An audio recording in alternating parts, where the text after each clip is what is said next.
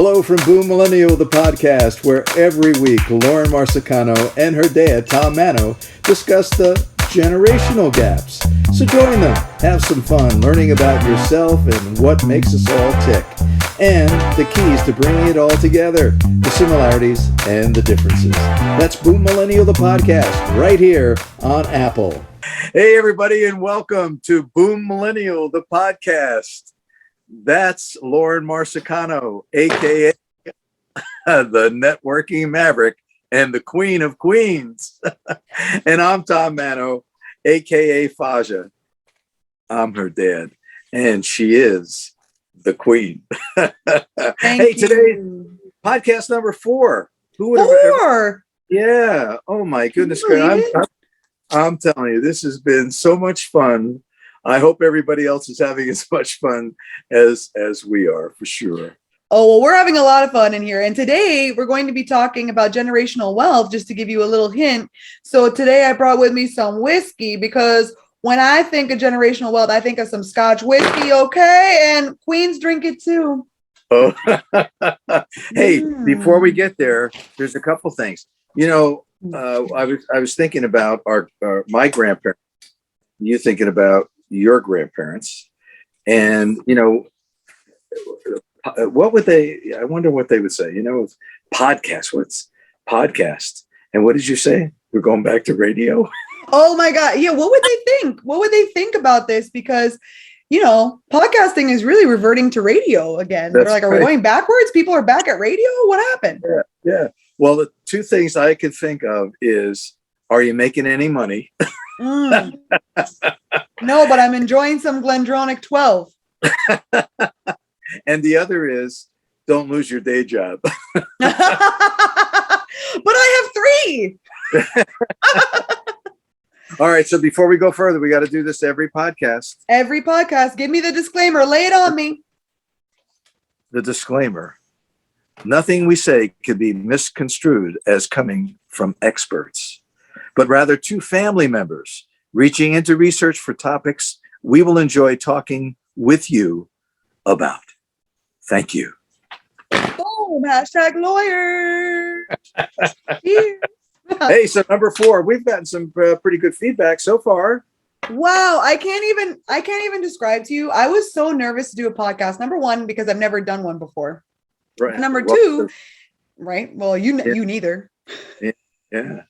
But you have that radio voice, and for me, I don't know. It was something that was always on my goals, but I couldn't think of a better person to do it with other than my Fasha. And now we have a little podcast familia. We have our little podcast familia online. That's great, and we appreciate the feedback. That's what keeps us going. And you always talk about, you know, let us know what you think. Let us know. Also, you know, if there's somebody out there that would like to be a guest, as long as they fit the disclaimer. As long as they agree to the disclaimer, they're fine. Slide into our DMs. Let us know. Follow us on Instagram at BOOMILLENNIAL. Follow us online. Slide into DMs. Let us know what topics you want to speak about for like anything you're interested in that we haven't covered yet. Maybe you disagree with something we've said, or you want to add to the conversation. We want to hear your voice. You're part of our podcast familia. So come on in, follow us at BOOMILLENNIAL on Instagram. And I can't believe we're at show number 4 already. 4. And what are we going to talk about today? Oh, so today on tap, we got generational wealth. That's why I dress like a queen. We're building our queendom, kingdom, and non-binary dumb. We got that generational wealth, but it's different between the generations. So we're going to be talking about what was the American dream, or is the American dream to us, Social Security and its effect on the generational gaps. Because like, what is even Social Security? And the idea of legacy. Okay. All right. So why don't we get started? Let's get started with generational wealth. If you talk about the research that I've done and what I've been able to read, is that the boomers were all about coming out of World War II. There was a lot of prosperity. There was a lot of savings. There's something called savings. I don't know if we do that today. Today, we try to have money work on money on money on money. Back in the day, you put money into a savings account. And that's because of the Depression and what went on before the war, because people had money in the bank and lost everything. And then coming out of World War II, the boomer generation, there was this notion that we wanted to get back to saving. And I think the boomers generation wants to make sure they always have money in the bank. If we didn't have credit cards, we'd still be paying with cash. That's true. That's very true. People still try to pay me in cash. I'm not a stripper. Yeah. Which is fine. You can do that, but like save it for those queens. Okay. Yeah. Right. So I think there was this notion of let's have a plan. And the plan is save your money, take care of your kids, get them whatever you can to make their life better than ours. And then watch them grow, support them, and leave some money behind so that, whatever, that's part of that legacy. The boomers wanted to leave something behind, not for the newspaper or not for the radio or not for anything other than their kids, and to give them something that they could build on. So that I think is where the boomers were at. Well, that's a generational wealth. So, and I feel like I talk a lot about it when we talk about building a queendom with people, because generational wealth can't happen without generational health as well. So health and wellness has become a huge part of millennials and Gen Z's push toward creating a legacy. But I want to talk about the idea of the American dream, because I feel like it's changed from generation to generation. So in your mind, Fasha, what's the American dream idea? Because we're, I guess, products of immigrants. Right. I'm third generation. Right. So what's, in your opinion, what's the American dream? Well, I think the American dream for our grandparents was coming to America, because America was the place where they could build, perhaps build a legacy, or at least have a better life, because there was this notion that we as a country were better than the country they came from, which may or may not have been true, to be honest. But that was the idea. They were coming to America. America was this melting pot. It was a place where you could find work, where your friends and neighbors were coming. So the migration occurred. And then I think the American dream was to get settled, to have a home. I think having a home in that early part was, live in a neighborhood, live with your neighbors, have families, because families were bigger during the boomer generation, because post-war, which we've talked about before, and then build your family, take care of your family, save money, make sure your families are taken care of, take care of your children, make sure that they have a good life, and make sure that they have children, and continue to grow the family name, and the family legacy. So the American dream, in my thinking and what I've been able to read about my parents' generation, was they wanted to make sure that they could get a job, stay healthy, have children, and build a family. That was, I think, the American dream. Now, there's other biographies that I've read that the American dream was to become billionaires, okay, that's still the dream. yeah. But there were the inventors wanted to invent, and many people thought they wanted to invent for the good of something, which is true, but they also wanted to become wealthy. Yes, they get that patent. They wanted to become powerful, and they wanted to have control. So, that's another part of that American dream. That's what I think and what I've seen happen. That's true. So the American dream to me is really funny, because I think I might be on the cusp a little bit of the two main generational thinkings on this. So the American dream, the white picket fence, the house, the 2.5 kids with a dog, right? That was traditionally the American dream that I was taught growing up. right? That's what everyone wants. That's how you create generational wealth, by owning real estate, by having kids that you're going to leave this legacy for, by participating in the markets in a traditional way. And what I love about millennials and Gen Zs, we're disrupting all of that. So I might have gone, I went a traditional route though, right? I got married. We dated for 7-8 years before getting married, but we got married. We own a home now. So we're on our way, because I still think if you read Rich Dad, Poor Dad, even if you read Profit First, if you're a business owner, those are some ideas about creating different streams of income, because millionaires on average have 10 streams, right? So it's not, so it's not just the house anymore. You got to have the house, you got to have the affiliate or ambassador income, you're going to have a side hustle, you're going to have a savings account, you're going to have money in the stock market, you're going to have money in crypto now. You might have a financial advisor helping you with these. A really great platform I know I love for women is called Ellevest. They're a really great platform for helping you save and reach goals and breaking things down for a newer generation, that a lot of us don't necessarily want a big house because we saw the recession, right? And foreclosures happened, and we saw that your wealth can be taken away from you when all these negative things happen all at once. Really. And let me stop you there for a second, because when we talk about similarities and differences of generations, that is very, very similar to what people went through in the Depression. Ooh, so true. The Great Depression. So they built up, they wound up buying a house, they wound up having savings, a different articulation of how, but the same concept. They wanted to have money in the bank. They wanted to be able to spend money. They wanted to be able to purchase things, but they weren't necessarily looking for the long term. They were looking for the immediate need. And then all of a sudden it was all gone. So again, as you and I have talked about the similar differences in generations, again, they sound different, but the outcomes are very similar.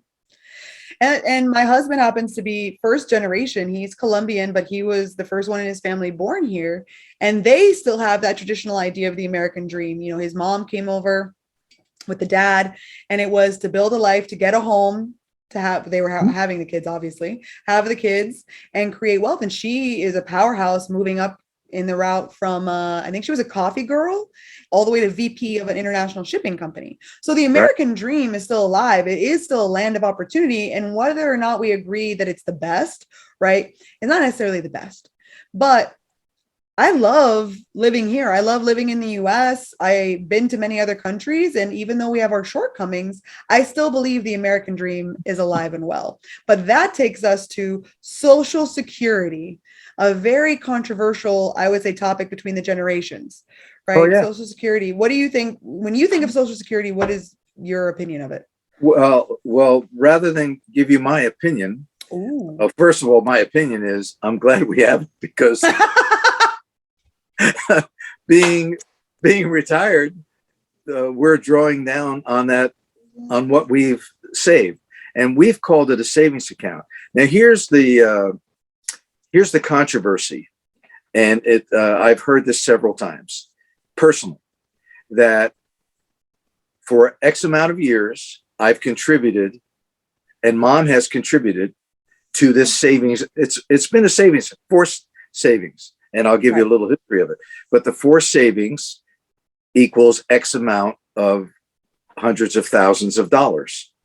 What's happened is, because people are retiring sooner and drawing down sooner for whatever reasons, that it's liquidating the Social Security account.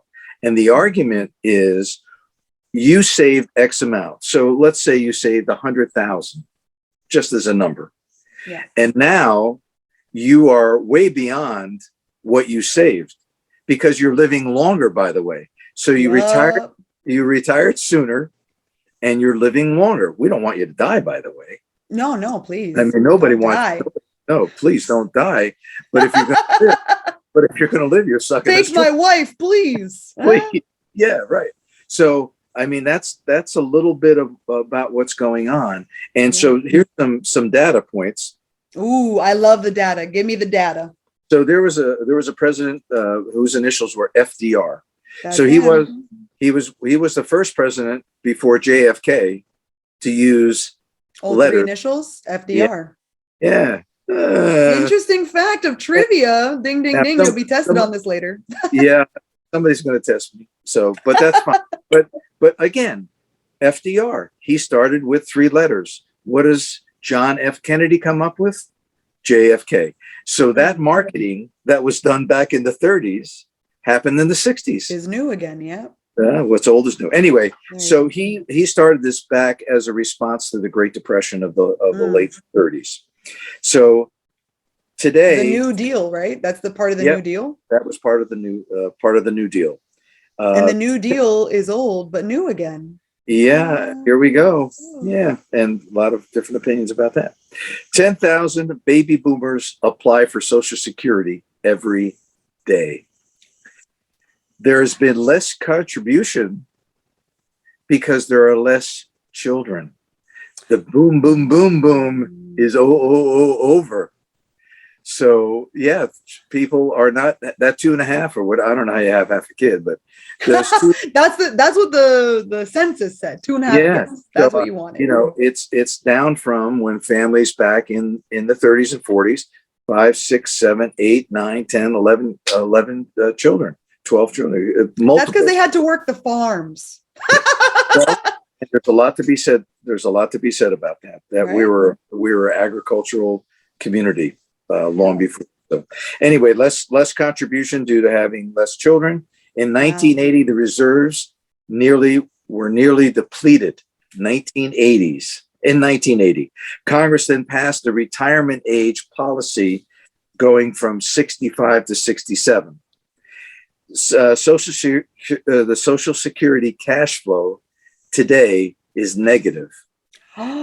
We're paying. That's been since 2010. So we're paying out, again, that's that little thing. Hey, you saved X amount, but now you're drawing down more than you saved. What's up with that? And that's that's your generation and the current generation. They're saying, why are we doing that? Why are we paying you? And I say, hey, you paid me because I worked. And then the final data point is Congress has 16 years left to fix it. So we hear it? Yeah, we hear that underlying. So think policies have to change. Something has to occur. And I don't want to get into the political side of how they move money and where they move money and who wants to support it and that. But so the bank has 16 years left based on the current projections. So. Wow. And that's crazy. So we have, I think that is something that the generations before us, and especially the boomers, I don't know if it's sinking into them that we have no security blanket. We're still paying Social Security. It still gets taken out of my check for my employee payments, but we're paying money. We know, we've been told, at least I've been told for the last, 10 years, don't expect Social Security. Don't expect it to help you. You have to save twice or 3 times as much. 16, so 16 years, that's it? Years. And this is from USA Today, a guy by the name of Robert Powell. He said 2034 incoming revenues will be enough to pay about 76% of the benefits. And Mom and I need 100%. Well, of course. Well, and then that goes to the fact that you were saying that people were retiring earlier. I don't know if it's that people are retiring earlier. I think it's that our life expectancy is now longer. So people are retiring, maybe still at the 67 range, but they're living to be 100 or 90s at the very least. Yeah, I think from it. It's more that on that side of the equation than it is on the retirement. So you're probably right. I would think that. And this goes back to, again, what we talked about yesterday, which is a lack of representation of millennials and Gen X in government, in politics. So people are making decisions about our money that we're paying in for their own generation to go into their pockets too. And doesn't that feel unfair a little bit? Yeah. So, I always wonder, I always think back to what are the solutions? And I think what we're starting to see is the younger, whatever the generations are called, I don't care. Yeah. But the younger generations getting more involved in politics, even though they don't want to, even though it's kind of an interesting place to be.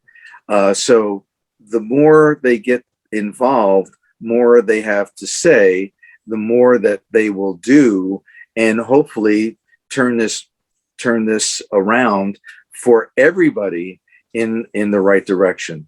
But I think you're starting to see a groundswell of that, but it's really, really hard. It takes a long time, and politics is difficult. It's very difficult, and there are, like you said, there's the boomers are really there, the 75-year-olds, the 80-year-olds and older, or even the 60-year-olds. The majority is 55 and older. Right. So that's within that 16 years, they're going to get Social Security. Right. It's us that's not. Right. So isn't that interesting? I think that's a little crazy, but that's why you, like you're saying, we have to get involved in politics. Yeah. We have to use our voice and vote. Right. And I think it starts, what I think the mistake is over the years is that we think it's always about president. The big ones. The federal government. It's local. It has to start with aldermen or council, older people, council people, a mayor. All your local elections, all of them. And everybody needs to get out and vote. That's why I was so excited about all the energy that was put into getting out to vote. Getting your vote does matter. Now, I can tell you, as a kid, I didn't care. Yeah. I didn't care as a kid either. It didn't matter to me. But as I've gotten older and become more responsible and understanding that you have to vote for the people that are in aligned with whatever your policies are. Whatever it is, yeah.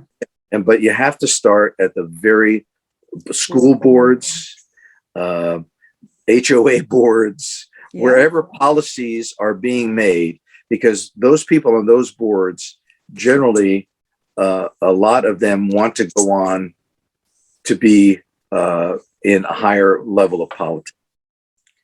Definitely. And I think that something that was sold to us, and I think this goes with the idea of legacy, to wrap up on the legacy side. We were sold for some reason when I was growing up that our vote doesn't matter. I don't know why that happened. Like, our vote doesn't matter. That was like a big trending thing, even before social media. But then with social media, it became even bigger. Like, see, our vote really doesn't matter because of gerrymandering and all these other local ways that people rig politics. And we even saw that in this past election.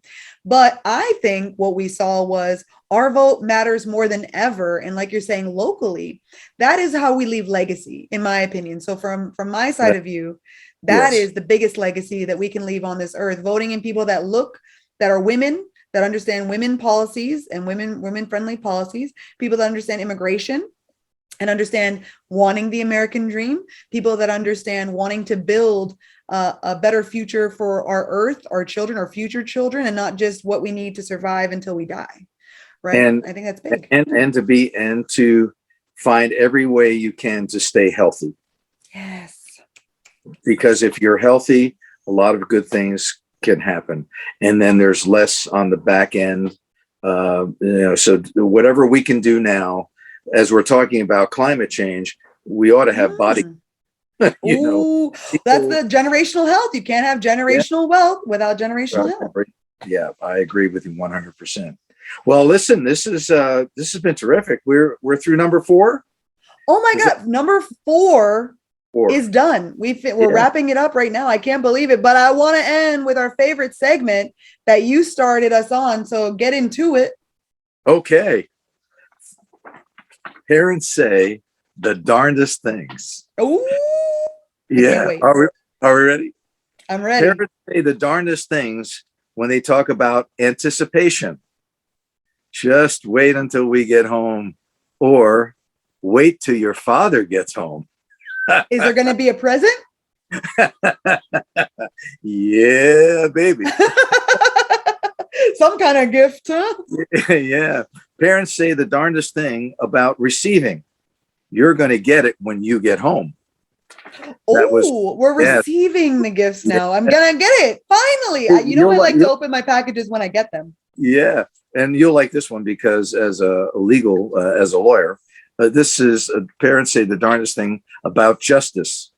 Ooh. One day you'll have kids, and I hope they turn out to be just like you. Oh no, no more me's. There can only be one me. There can only be one. Well, this has been terrific. I've enjoyed every second of it. And, give your speech on how they get a hold of us and all that stuff. Please, if you've enjoyed this, we would appreciate you following us on Instagram at BOOMILLENNIAL, sliding into our DMs, leave us a comment. Let us know what you want to see more of. You want to see more topics. You want to see more parents say the darndest things. What topics do you want to hear from? Do you disagree with us? We want to shout you out because you're part of our #podcast fam, our podcast familia. So we love that you're here. The familia. We'll make you an offer you can't refuse, huh? Yep. And this has been a chef's kiss, another wonderful episode 4. Fasha, thank you so much for being here with me. You're welcome. And that is Lauren Marsicano, aka the Networking Maverick. And I'm Tom Manno. That's Tom Manno, aka Fasha. That's me. And we'll see everybody next time. And thank you for joining us for another episode of Boomillennial The Podcast. And until next time, boom on.